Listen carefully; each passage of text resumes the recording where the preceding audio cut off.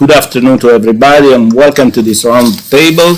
The title is Smart City versus Wild City, how technology will save the urban system.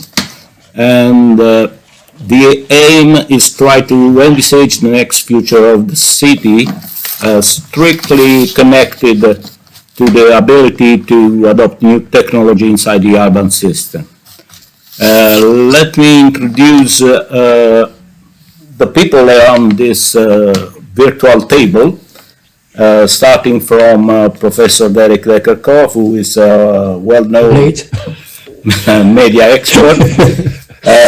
He directed the McLean program in culture and technology at the University of Toronto, and is at the moment is teaching at the Politecnico of Milan. Close to him, Nicola Morelli, who is professor at the Aalborg University Architecture, Design and Media Technology in Copenhagen, and is an expert in urban service design. Professor Fusero probably will join us in next minute, I hope. And but we have as well Dr. Roberto Saracco, who is expert in innovation technology, and he has taught in many universities around the world, and is at the moment is the director of the European Institute of Innovation and Technology. So the idea is try to organize this round table in 3 rounds, maybe 4. With a very briefly introduction by me, and the introduction is about the pandemic and the COVID-19 virus, which represented a fundamental passage for the human species. Many of the limitations and negative effects of our permanence and action on the planet have been tragically underlined by this pandemic, and the cities, which represent spaces adapted to greater anthropic concentration and the places where the future of human spaces will be decided, have shown all the fragility and vulnerability of their systemic structure. In the era of the next conquest of Mars, the human response to the spread of the invisible enemy has been to lock oneself in their concrete layers, drastically interrupting any social interaction. The pandemic also revealed the weakness of the social capital of our settlements, generating a worrying behavior that manifested itself with the assault on supermarkets or with the queues outside the arms stores in the USA. Technology has in fact replaced the structure of urban system, allowing the rapid transfer of many human activities to cyberspace and allowing the consequent global economic crisis to be contained. From teleworking to telemedicine, the country's still insufficient wired network has allowed the simple social interaction of even those sections of the population, especially the elderly people, who are in general not familiar with technological devices. In this sense, the pandemic and the need to use advanced technologies has allowed humanity to survive and make a considerable leap forward, putting in place in a short time many of the solutions that for over a quarter of a century scholars, researchers of urban phenomena had proposed. The devastation of the natural environment by man has favored the spillover and the spread of new viruses that will probably characterize human history for the foreseeable future. So, starting from this concept, the first question could be, the COVID-19 can be considered as an alert from our planet. Man has been consistently modifying the environment, and the real issue is related to the climate change and the deep, potentially irreversible modification which human beings have inflicted on their habitat. So let's start to discussing on this point, and maybe starting from Professor Becker-Kov. Derek, I leave the microphone to you. Great, thank you. You hear me well? Yes. Okay, so regarding COVID, I think that the buzzword now is what's called reset. You've heard reset. The World Economic Forum has been talking about reset, and it didn't invent it, although it was the theme for this year, but it took it from a colleague of mine from the University of Toronto called Richard Florida, who wrote a book about this to respond to the problem of the financial crisis of 2007, 2008. And the idea was to show that if you had a major challenge, you could come out of it a winner if you knew how to handle it. And my understanding of COVID, I know it's really crazy and I'm just going to say it just to try it, but COVID for me is not innocent at all, for other reasons than what you think. It seems to me that it is an emerging, self-organizing response to a threat that is leveled at cognitive animals. We are now pushing cognition beyond anything we could dream about. And that cognitive mass of innovations, people thinking, enormous contradiction, something emerges from that. Now, it takes the first route it can find, and the best route it can find that is global is a virus. And so that the virus spreads all over the world as a response to the climate change that we are inflicting on ourselves. I realize it's completely crazy, it makes no sense at all, but in times where we're starting to think in terms of what the quantum physics can tell us, there is a limit that we don't know between what happens in reality and what bifurcations it takes according to the need.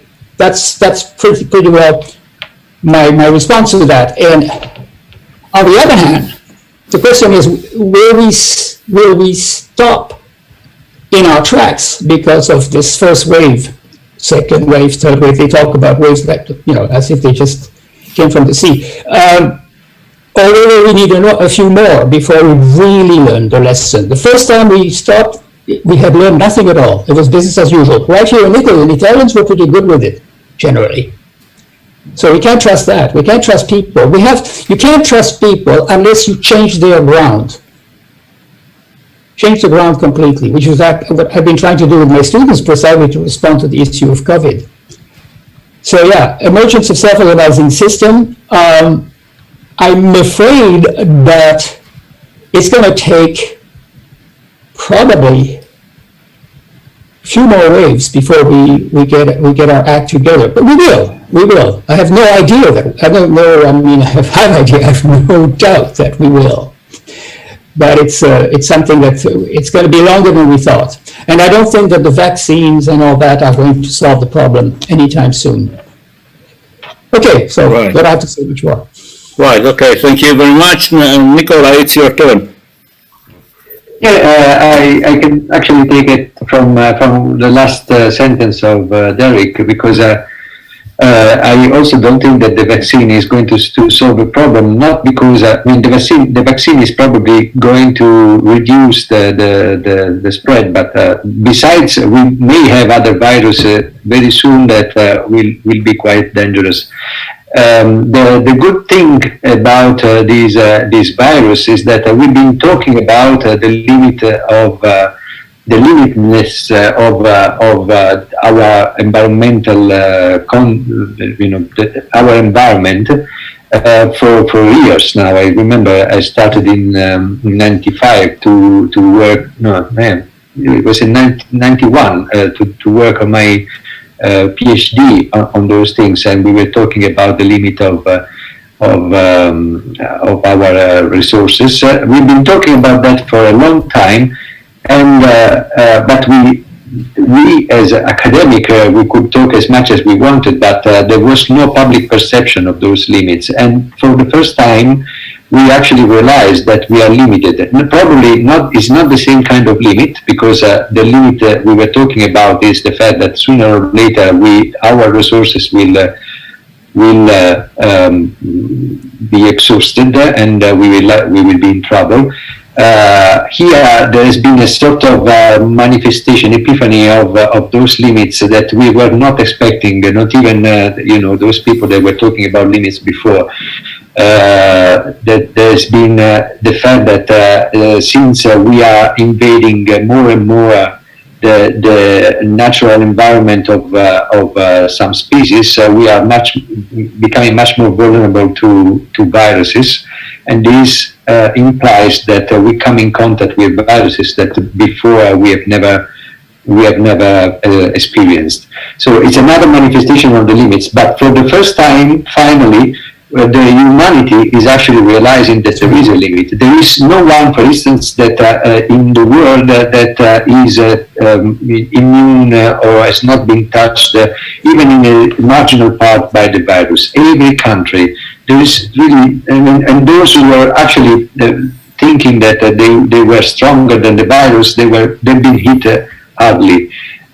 So this is actually quite interesting, because when we always say that we need a sort of radical approach to the question of sustainability, and the radical approach can only come when there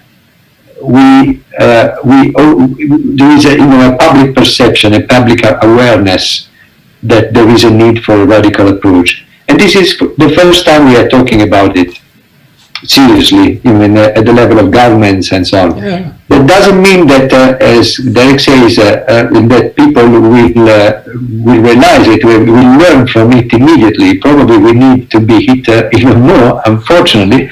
Yeah. But it is the first time, and it's the positive aspect of the virus is that for the first time it forced us to go head on this problem, not just in the thinking of a couple of academics, but it's a problem for the government. It's a problem for even from the dumbest, I don't know how to say, the most stupid party in the government. They now realize that they have to do something. Right. Yeah. Okay. I'm absolutely agree with you, Roberto. We wait for your mind. My thoughts. Let me take a slightly different perspective. When we say that we have big problems like climate change or like overpopulation in some areas and a different gradient of resource availability, which is creating major flow of people from one side to the other, because it's sort of osmotic flow if you are using a physical representation. It's all true, but it doesn't mean that there's a cause effect. It doesn't mean that because we're a climate crisis, then the virus is because the climate crisis. Okay, it's just a matter of problems that are happening. And if we're looking at pandemic, well, we see that basically, roughly speaking, we have a cycle of 100 years. And actually, this pandemic was right on time, because we had the very last one in 1918, the Spanish flu. What is different is the name, because as you remember, we called the Spanish flu Spanish because Spanish was not involved in the World War I. And because of that, information was easier to circulate. And so people became aware that in Spain there was something strange going on, whilst actually the Spanish flu is probably rooted in Kentucky, in the US, and was brought from US to Europe and so on. So I think that this pandemic, and we have many people who spoke about this kind of thing, just from a statistical point of view, predicting that we were soon due for a major pandemic. And that was starting at least 20 years ago, as far as I remember. Bill Gates has been one of the most vocal in this kind of saying that a pandemic is coming. So I don't see anything strange in this kind of thing. Of course, the effects of a pandemic are strongly depending on the context. And the context today is quite different from what we had 600 years ago at the time of the Black Plague. It took 3 years to move from Asia to hit Genoa and Venice and then spread through Europe. In our case, it probably in just a few months, it went global. And we actually don't even know where it exactly started. For sure, we know that Wuhan was the place that came to the headlines. But now, recently, they have found that there was at least one kid in Italy that had it in November. So we are not really sure where it started. The point is that these viruses and bacteria are everywhere. In our body, we have more bacteria than our human cells. And each of these bacteria potentially can mutate. Okay, it's very, very unlikely that the mutation of a bacteria or a virus is going to become dangerous, is going to spread. In this case, we have the misfortune that this virus mutated in such a way that can propagate through air, through breathing. Okay, so that makes the thing much worse than cholera that propagates only by touch or something like that. So this was one effect. The other aspect is that it's not just the context in terms of impact, but it's also how we react to this kind of thing that is going to emphasize, amplify, or mitigate the impact and the effects. And I should say that the reaction has been quite strong, both on the search for the quest for a vaccine. It is the very first time that we have a vaccine designed by computer and not by attempt through human attempts. So we're going to see how well it works, but at least this is the very first. On the social side, we have seen tremendous uses, was mentioned by the previous talk of digital space. But I would see this not as a digital transformation, but more as a digital crutch. Okay, we patch it somehow, and we use digital to patch it up. And the proof of this is the fact that everybody is just hoping that we can go back to the normal as soon as possible, which means, of course, that the digital transformation didn't work, at least not 100%. We are seeing, however, that some companies are really considering the fact that the future of work will be different, and they are taking advantage of this kind of thing to change the way we are working. So there will be some lingering effect, and this will accelerate a little bit the transformation that was already in the making. So this is my point of view. Right, okay. Connected to what Roberto said, the point on vaccine is the second question. So my feeling is that we are waiting for the vaccine just to get the shield against pandemic, but probably, people are not understanding the message, and they want just to return to business as usual, forgetting all the important change that the virus has produced. So, what is your feeling about this? We will return to the city life as before the pandemic, or something will remain, in the head of people? Derek. I think what we've just heard from Roberto was very valuable and extremely it's well focused. The only thing that I would like to add to that, and it's a bit of a question to Roberto as well, is that yes, the digital transformation has been in the background. Of course, we know that that's what's happening, and yes, what has happened is kind of a patching up. But I think that digital transformation is so much in the background that it is taking over completely, and it's also taking over via wherever it can go. It goes into taking care of vaccines, and it goes into taking care of old people who want to get in touch with their young ones. That's the kind of thing. Yes, we will change. I think we will change. We'll change cities completely. We'll change cities with very intelligent ways. I think I've been very inspired by Moreno, who talked about the 15-minute city. I think that's one way of looking at cities in the future. Having places where you have everything available within 15 minutes walking. You remove cars completely. Even though we're going to have yet another slew of cars because they become electric, I think we eventually will need to put all these things underground and have place for people to live above. And there's lots of new ways of dealing with energy without using coal or petrol or anything. And one of the things that we're working on with my students is how would you make a city that wherever people walked, they were producing energy by like maremotrice. There are systems, there are things that allow you to walk and produce a watt. When you have 20 people, you have 20 watts per second. So what I'm saying is this, there's a lot of ways of dealing with cities, ways that make them very neighborhood-like and very both safe and energy producing. And so that the way we change will actually begin with cities. Yes? By changing the ground. I think I should have prefaced by saying that the COVID is the thing that has changed the ground of our experience. And so its effect will be to just push that modification in urban management. Since we're dealing with urban things, I thought I might as well think about that in that sense, that, we're going to change the cities over time. It's not going to happen next year. But we'll begin to do that little by little, arriving at an absolutely pollution-free life, and maybe we can invent a better functioning circular economy, and that's another question. But for the city, I see that that is going to change. And why not? Yeah.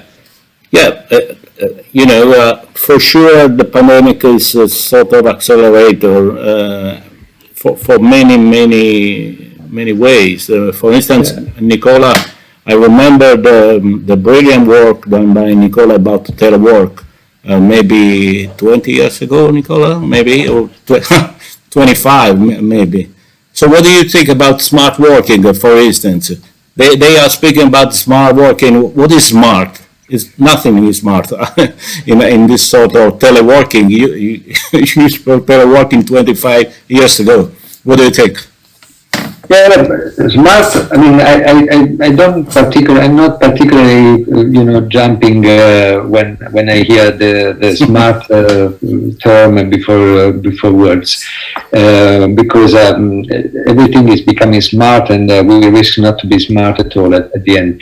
But it is what I was about to say. When it's 20 years ago, I was working on teleworking, and I was trying to see who is how teleworking is changing the city, and I discovered that the concept of there was the concept of urban village. I don't know if any of you remembers that concept. That was coming from the ancient the concept of the garden cities, but it was very fashionable in the 90s, and it was talking about cities being organized as neighborhood cities being organized as villages, in which everything was available at a workable distance, from shopping to work and to education or other things. And I'm very happy that now we are talking again. I am also very interested in the concept of the 50-minute city that pairs with the study of the superillas in Barcelona, the superblocks in Barcelona, and other studies that have been done. I've observed a little bit in Milan because we have some cooperation with Politecnico, and that is an interesting thing because one thing that cannot change because it will become very unsustainable is that we lose. We need density. I mean, cities. The density of the city is somehow a sort of, even though it creates a lot of problem on one hand, on the other hand, it creates a lot of opportunities to save energy resources, sometimes transport and so on. The problem is that density is not always managed in the right way. Like, for instance, if you take several Italian cities, they are organized around the what's called the metropolitan areas, and the metropolitan areas means that a lot of functions are concentrated in the center of the city, and all the towns around are becoming poorer and poorer because they are taking off hospitals, they are taking off education, they are in order to save and to concentrate everything, because concentrating means saving money and resources. What I observed in my very personal observation, it's not a sort of research or academic kind of observation, but what I observed is, for instance, looking at Milan, what's happening is that Milan, which was the center where every function was concentrated, is becoming poorer, and people are actually suffering in the center of Milan. But all the other towns around Milan, because Milan has the city has a population of less than 1 million people, I think, or 1 million people. But when they talk about Milan as a city, the population becomes 2.5 million. Why? Because they count all the towns of the metropolitan area. But those towns so far have been, dormitory, quartieri dormitorio. So they have been, or even if there were towns, I don't know, Legnano, Cinisello Balsam. Cinisello Balsam. But there are cities like Legnano, which have a big, a tradition, a big history. But those cities were becoming, they were shrinking in their functions for the city to concentrate the main functions in the city. Now those cities are flourishing again. Even the small towns are flourishing. Small shops are coming out again. The bread, they are making bread. They are fruit shops. They are other small shops, flower shops. They are actually flourishing again. So it could be interesting also to understand how.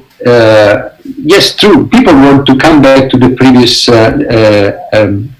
attitudes, but they don't realize that those people that were actually traveling every day 30 kilometers up and forth from their town to Milano, for instance, in trains that were like tuna boxes. Now they actually live better. So and they would probably try to stay there or try to reorganize their life. Now they know that remote work is possible, and also their employees knows that the remote work is possible because they had to do it. They've been forced to do it for 1 year. Now they know that you can have time for going for a walk at lunchtime in your town, or going shopping in your town at lunchtime. So I don't think that they want to come back, really want to come back to the previous stressing rhythm of life they had with a very concentrated city. So we'll see what happens. Yeah, well, I like very much your words, remote works instead of smart work, because this true, of course, it's true. Roberto, what do you think? You are a well-known expert in innovation technology. What do you think? The new technology will support a new dimension of the city because of this pandemic or not? Your you know, Okay, I'm very interested to your mind. okay. Let me start by saying that the real smart working is to have somebody else do your work. Yeah, Okay. absolutely. And, Yeah, and this, yeah, and this is becoming possible through technology. Because we are seeing that through artificial intelligence, all this kind of thing, robotics and so on, we can delocalize work to machine. And this is interesting. However, this is also opening up a kind of worm because we have already experienced the effect of automation on the assembly line and the loss of jobs and all this kind of thing. And this is something that is now starting to affect the white collars. Now, personally, I think that the reaction to the end of the pandemic will be a big smile by people and a rush to go back to do exactly what they did before the pandemic as a sort of a psychological reaction. yeah, Okay, to the end of the thing. At the same time, what I see is that several industries, and I would consider this as even more determining than the fact that individual workers have experienced the fact that they can really work from home.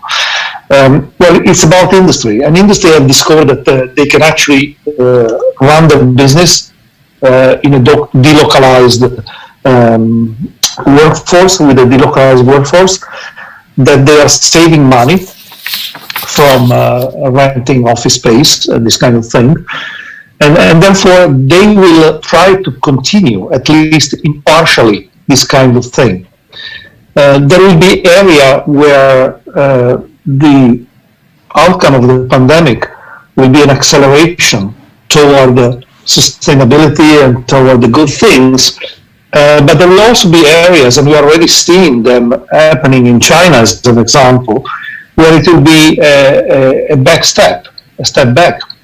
Like in public transportation. If you're looking at what's happening in public transportation in China, where most of the people went back to private transportation because they feel more secure by using private transportation. So this might be an unexpected bad effect of what is happening. Overall, we are seeing that the cities are the ideal place for electric cars, at least till the time that batteries will not be sufficiently able to have a high density. So what we're seeing is that in the coming 10 years, we are going to see the electric cars that are coming down in price to equal internal combustion engine cars. And in areas like cities, there will be a shift to this kind of thing. We are going to have probably on a little bit longer time frame autonomous vehicles. I know we already have Tesla at level 5 and this kind of thing, but they are just, they go and make the headlines of newspaper. But before having a really autonomous car in the mass market and everybody is just sitting there, the car is driving, it might take some 15 more years. This is my expectation. And this will change completely the landscape of ownership, because if you have a self-driving car, you're actually using a bus. You're no longer using a car. And so why would you buy a Lamborghini if it drives 50 kilometers an hour? Doesn't make sense. There have been several simulations on the number of cars that would be needed if we really start to use transportation as a way of moving from A to B. And it turns out that probably something between 50 and 60% of the current volume of cars will be sufficient. And sufficient means that you do exactly the same thing that you're doing today, okay? But that means that the industry will be selling 40% less of the cars of today. And that's a big issue because the car industry has been designed and finely tuned for volumes. And a decrease of 40% in volume is something that's completely changing the rule of the game. Add to this the fact that this car will be electric, because by that time all cars will be electric. And you see that rather than having 100 components of a car, you're going to have probably 20. And that, again, is going to completely disrupt the supply chain, putting many companies out of business. And not just that, an electric car requires much less maintenance than an internal combustion engine. So all the people today are working to maintain cars, they will disappear. So there's a dramatic change ahead, okay, but it will take some 10 to 15 years to happen. And I think this is valid for many, many other parts. I think that one of the most important area where we might see a change after the pandemic is actually healthcare, in the sense that we have seen that the current offer of resources for curing people cannot stand the peaks, and therefore we have to have all this lockdown to manage the peaks. And we have seen in Milan, we have seen in Turin, and probably some other places, that they built new hospitals just to take care of that. And then when the first wave went away, they dismantled the hospital. And now in the second wave, they are building again the hospital. Okay. It's not a very efficient way of doing this kind of thing. At the same time, we have seen a Swedish company, an American company as well, that are providing telecare services. They have increased their market by 450% in just 2 months. So the future probably will be that of proactive healthcare, of being monitored by a computer, of having wearables that can monitor your state, your physical parameters. We're going to have graphene-based sensors, since you're looking for new technologies. There's a lot of things coming up in that area that would allow to have little patches on our skin or under our skin to monitor various variables in our physiology. And that will allow to continuously check what's going on and intervene. We're going to have inside the body dispenser for drugs, chemicals, that can fix a part of this kind of thing.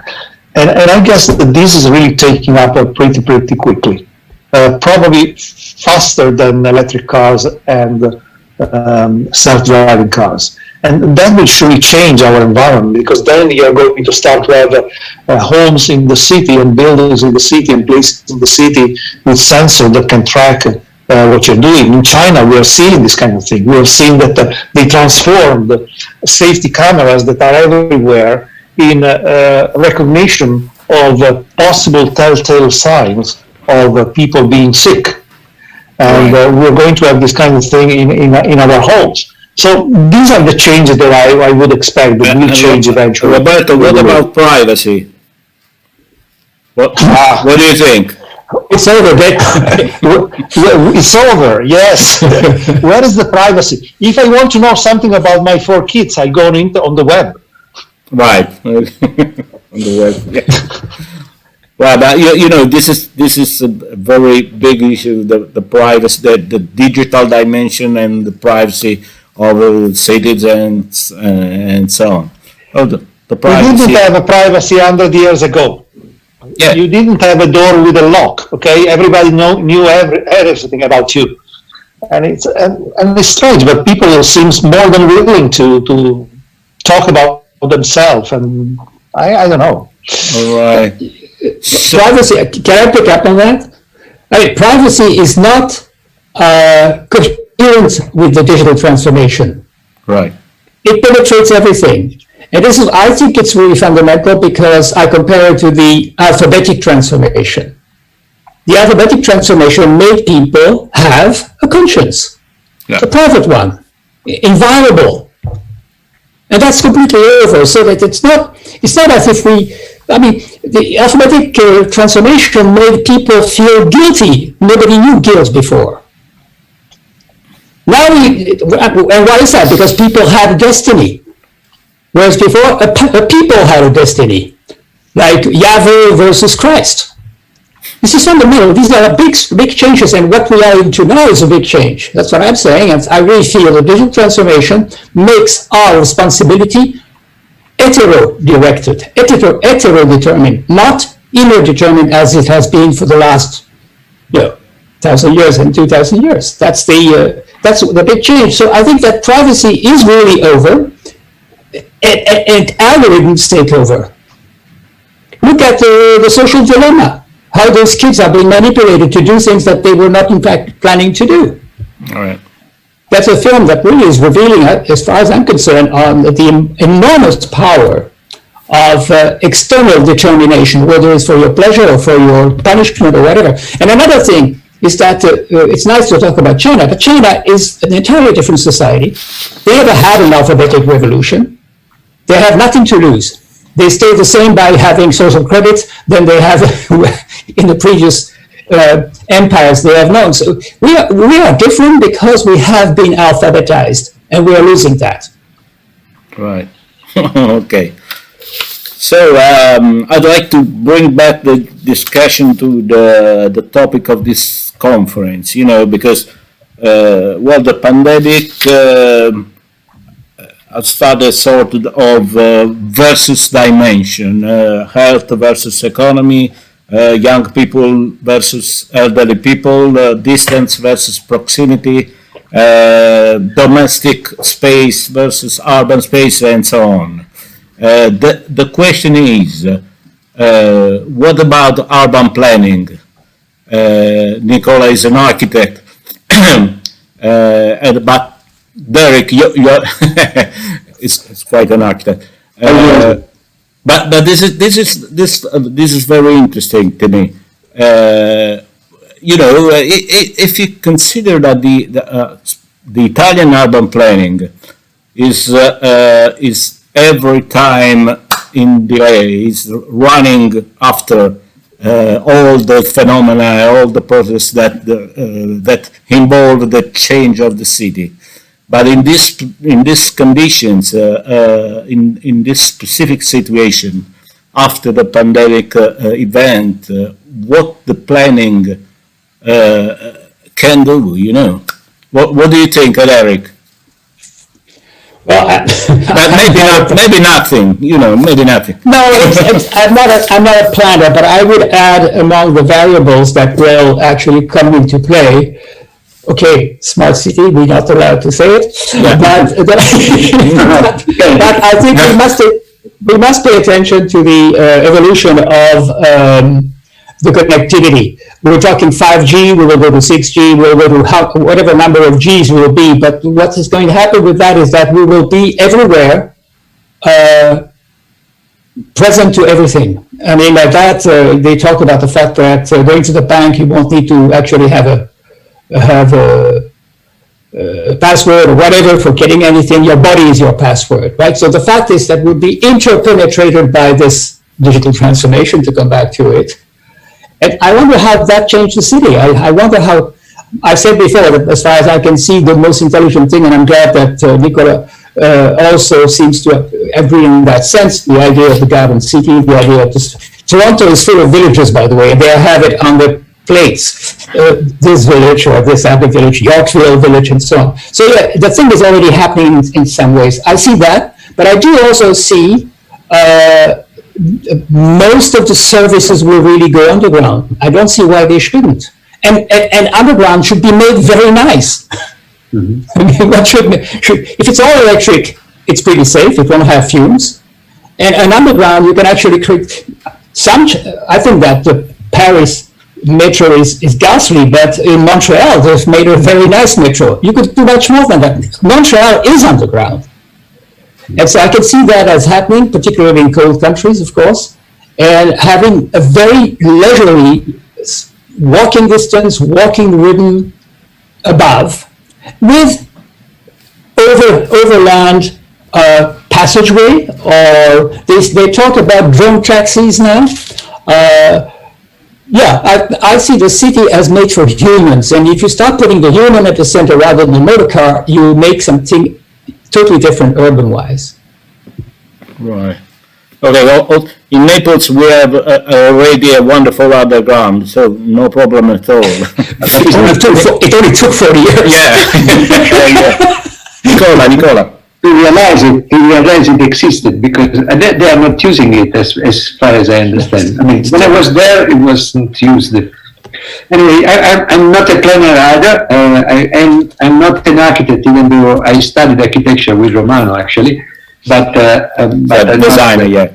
I work more on design or service design, and so my perspective is not the perspective of a planner, but is a perspective of a person that works very often with planners and tries to design and observes transformation with this lens of how the services are transforming the city. And to make an example, when Roberto was saying, talking about the electric car, this transformation of ownership, it's something that is already happening because I live in Copenhagen, and in Copenhagen at the moment there is really no need to have a private car because there are 3 services of car sharing, and if you don't find a car, you can find a bike sharing, or if you don't find a bike, you can take public transport and you can go everywhere. And so it's interesting to observe how maybe we are not, well, the problem with service designers is that they are not recognized as being, and they are not usually invited to planning tables, but certain services are actually transforming the city. The services that are changing the ownership of private cars are transforming the city. Other services are transforming the city. And it is interesting to understand how those services are making such small changes. And it's very important when we design those services that we take into account what is the impact of those transformations. So we take into account the big picture. We can, where we want to go. What are the big visions towards we are projecting those services? There is the Mariana Mazzucato is talking about mission-oriented innovation. That is the opposite approach. Having the big mission, but without specifying, without being too specific on how this mission will actually be translated in changes in our everyday life. Whereas we are, as service designers, we are working on changing the everyday life, but we must take into account what happens at the big level, because we must know what kind of transformation we want to have. And so it is important that planners and that from the design level of the everyday to the policy level with which Mazzucato is talking to, there is a sort of continuity, and if we manage to realize this continuity, also in Italy, because I observe very much what happens in Italy, even if I haven't been living there for 30 years now, but if we manage to create this continuity, then we probably manage to have the transformation we need to have. Otherwise, it will be a continuous, as we were mentioned before, a continuous following the emergency day by day. So far, I haven't seen too much of the planning. I've seen the emergency approach in many different aspects. The app that is designed like Immuni has been designed in a way that if it really works, the system will implode and no one will be able to use it. Because when actually people start getting infected and they put the information on the app, if there are more than 100 the app, what happens in the back end of the system? Who is actually telling them what to do? Who is actually telling them where they should, which number they should ring? Actually, they didn't even realize that they should have put a number to ring to. So, I mean, having this kind of approach leads nowhere.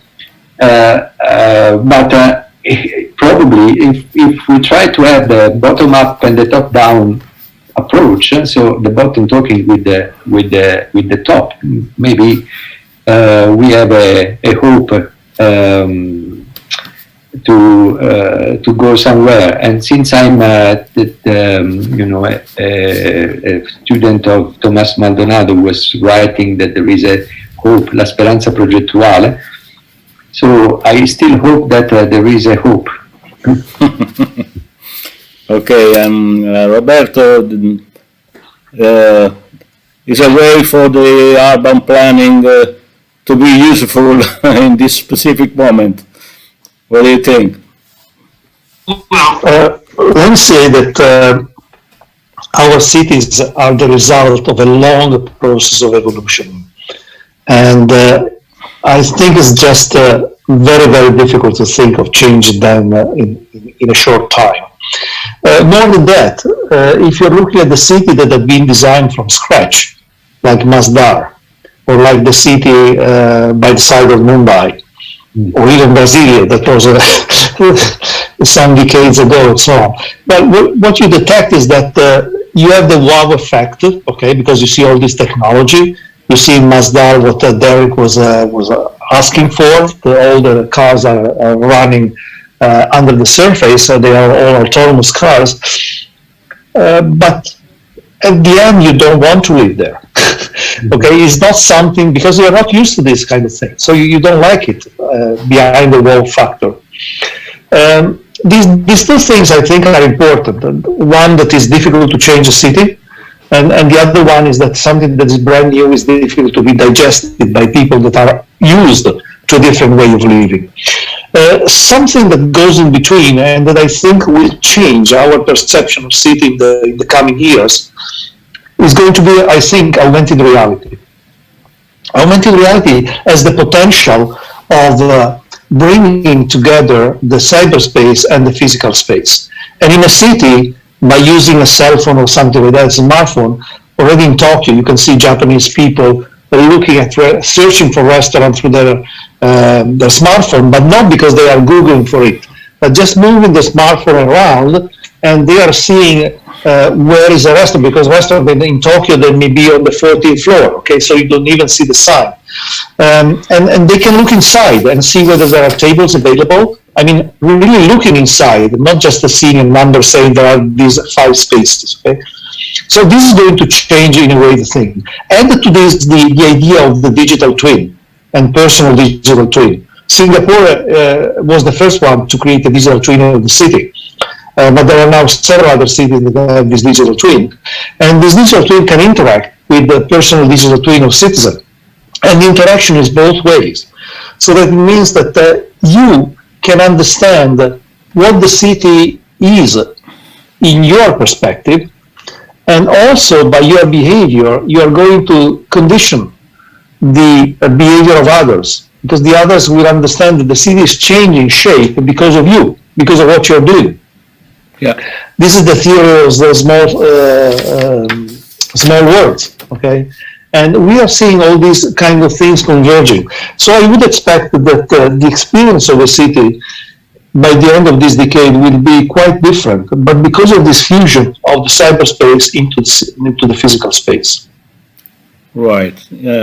We are at the University of Sanya. We are working on augmented reality as well, and there are a lot of possibility to use this sort of tools inside the city, also to envisage how the city will change, you know, in the right place where the transformation will be. And you can share this to citizens, you know. We are developing some application on smartphone to, you know, to show the change inside the city. Okay, so I just wanted to add one thing, but yeah, it's more for Derek than for the others probably. Yeah. I think there's a big issue with artificial intelligence, because basically it's going to transform what we mean with objectivity and subjectivity.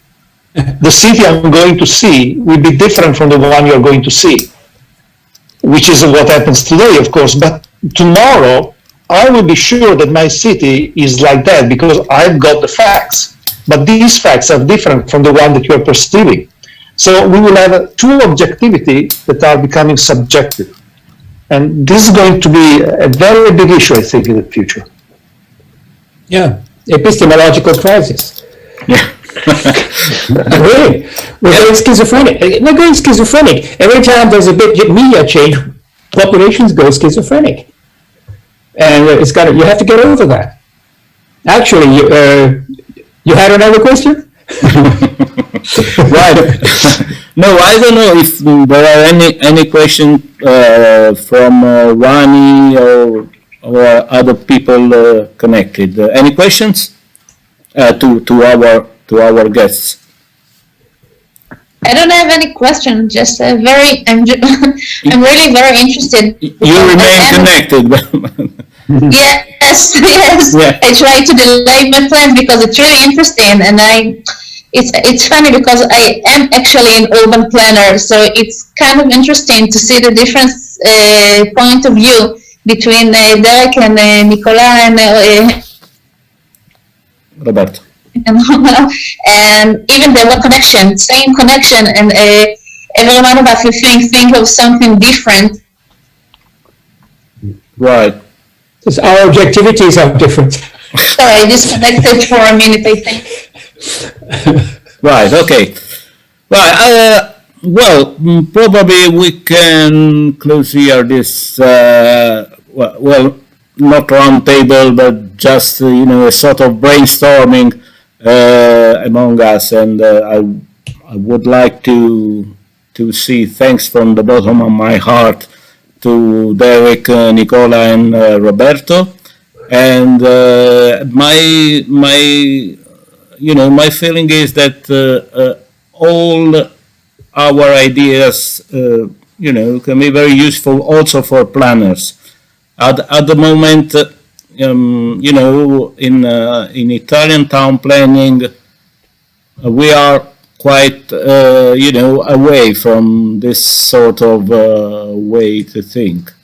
But the correct way is to try to adopt innovation technology inside the urban process and not to add new technologies like cameras and something like that inside the city, and I would like to say you that all this discussion among us, can start a new way to think to the city. And probably we can publish something about this if you are agree. Unfortunately, Paolo is not with us, but anyway, the discussion has been very, very, very interesting. So thank you very much, and hope to see you soon. Stay safe, and have a nice time. Okay. Thank you very much. Oh, wait. I want to Merry Christmas. Picture. Merry Christmas to you. Merry Christmas indeed. Here, it's nice to have a picture of this. Okay. Ciao. Bye. Merry Christmas and a Happy New Year. You're not Chinese? Okay. Okay. In February. Grazie a tutti. Ciao. Ciao, grazie.